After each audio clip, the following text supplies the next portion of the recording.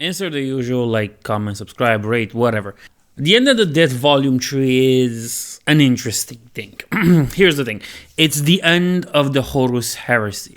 An end to a marvelous series that took 2 decades? Close to, I guess.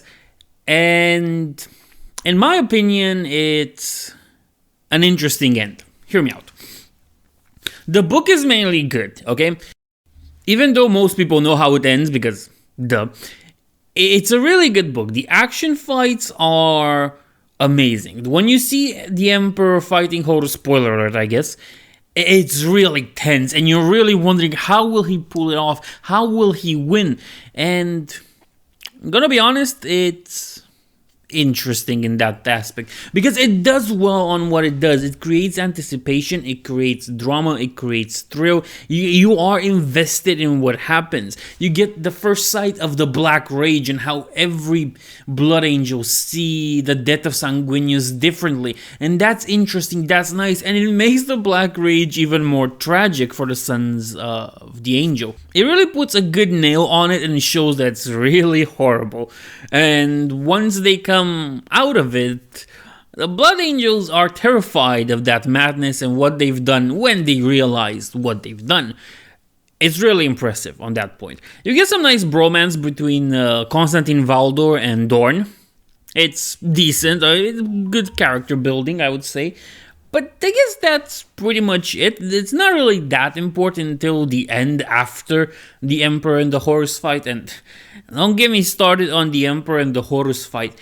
They go from fighting physically to fighting psychically to fighting a tarot game, and it works. It's nicely done. It's a fight scene that takes on for quite a while of the book, and it's pretty darn good. It's amazing. In my opinion, that's way better than anything I've expected of the final fight between Horus and the Emperor. It's perfect. I'm really willing to say it's amazingly perfect. That fight scene, no problem.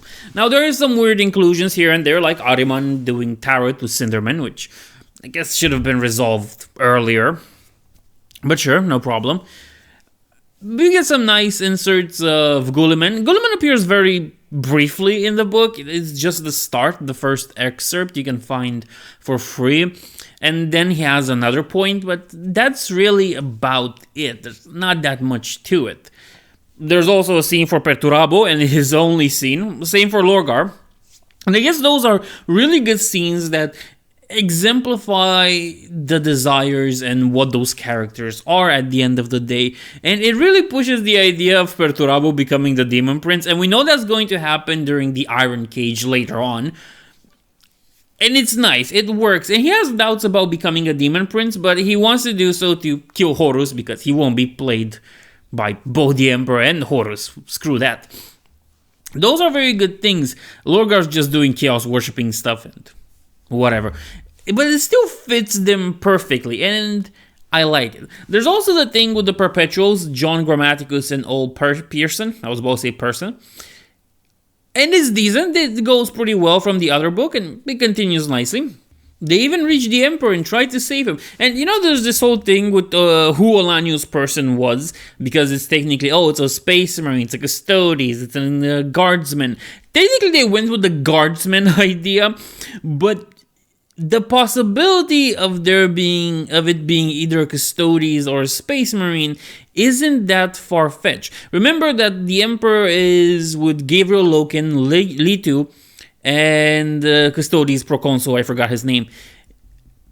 The Custodes dies, yes, spoiler alert, trying to defend the Emperor. Litu is heavily injured, I guess would be a word. He's thrown away and he looks into the eyes of a chaos god, which, granted, that shouldn't be a thing anybody should look into. And then there's old person that really, Pearson, that really happens. He just starts shooting his last carabine, last rifle at Horus, and Horus just turns him to mush. And that's pretty nice.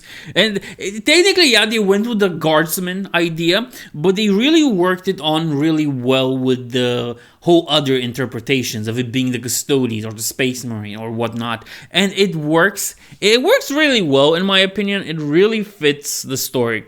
Now, what makes this book disappointing? Because it's a good book until you reach a certain point. And no, that's not the point where Gabriel Loken dies in Samus's birth because of Erebus, but we won't say anything about that scene that made me hate the book and almost made me give up on it. No, you see, that's not a problem.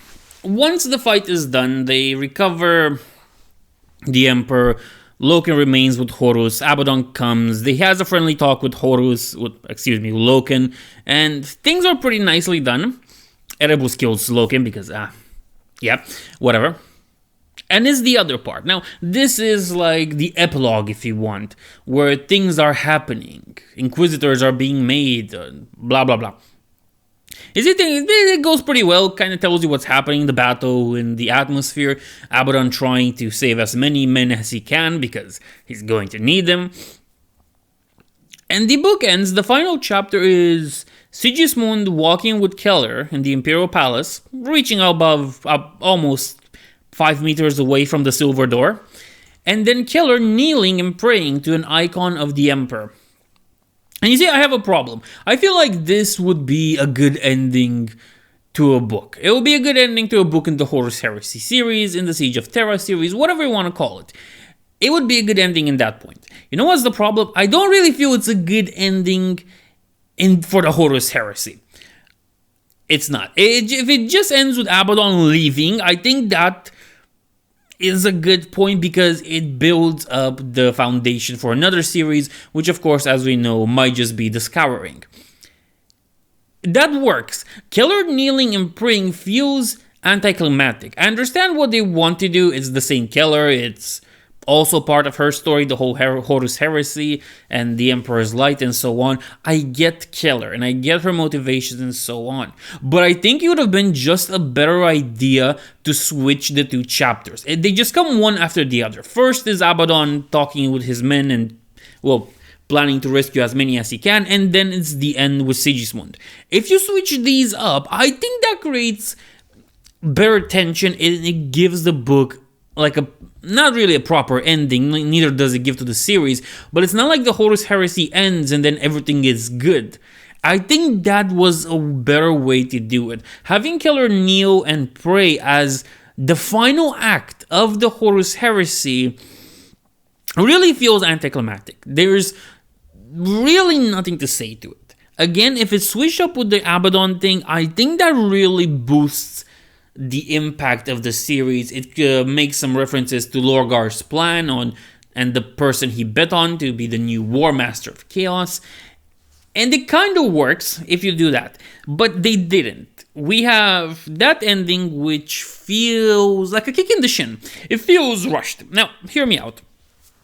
The Beast Arises, which was also a great event, also felt rushed at some point. And that's mostly because they wanted to wrap the series up faster and they just glossed over things.